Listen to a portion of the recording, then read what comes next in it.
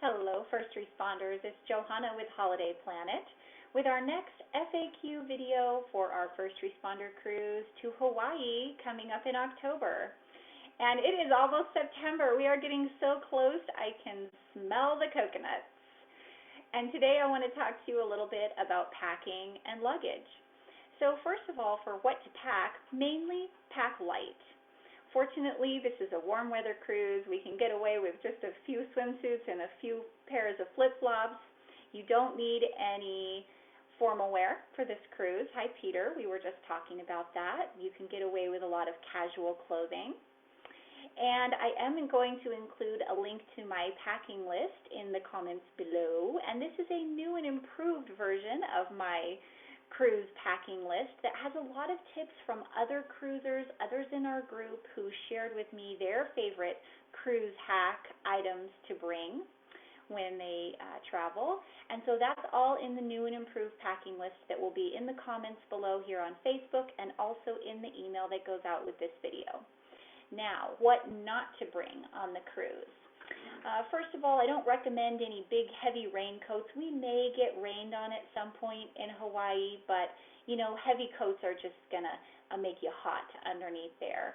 You don't need to bring any flashy jewelry, Rolex watches.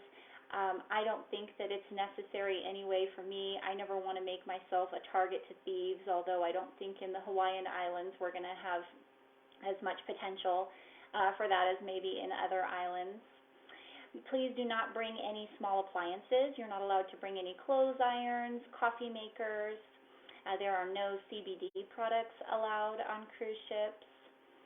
We also don't want to bring any weapons. I don't recommend traveling armed for this trip, including knives will be confiscated, and also any power strips or like multi-outlet things, if they're not cruise approved, those would be confiscated as well.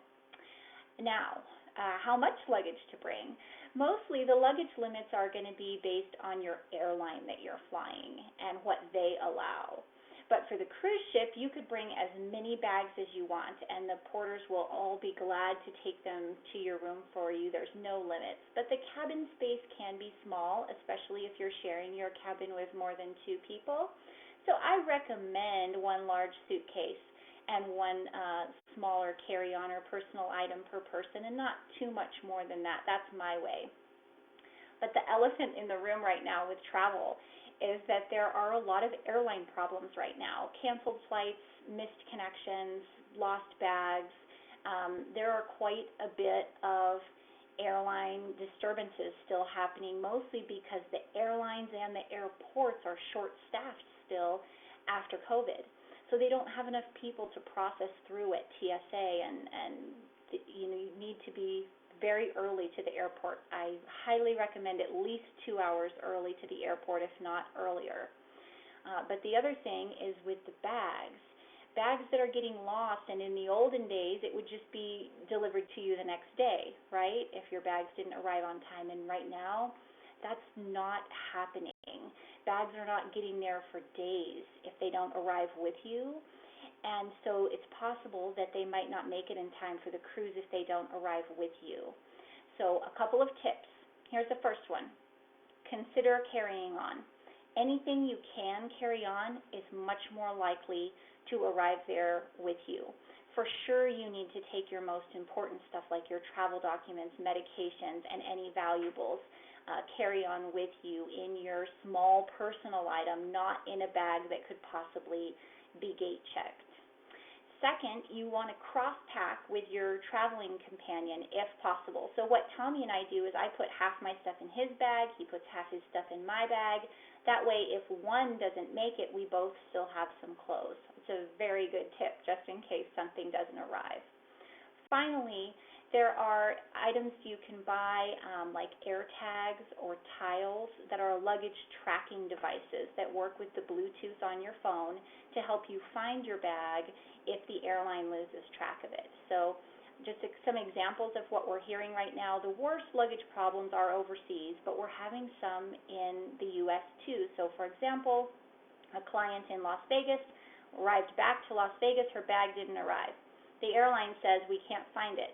We can't find it. 2 days later, she has an Apple AirTag on the bag, and she can see on her phone it's here. It's in Las Vegas, even though the airline says that they can't find it.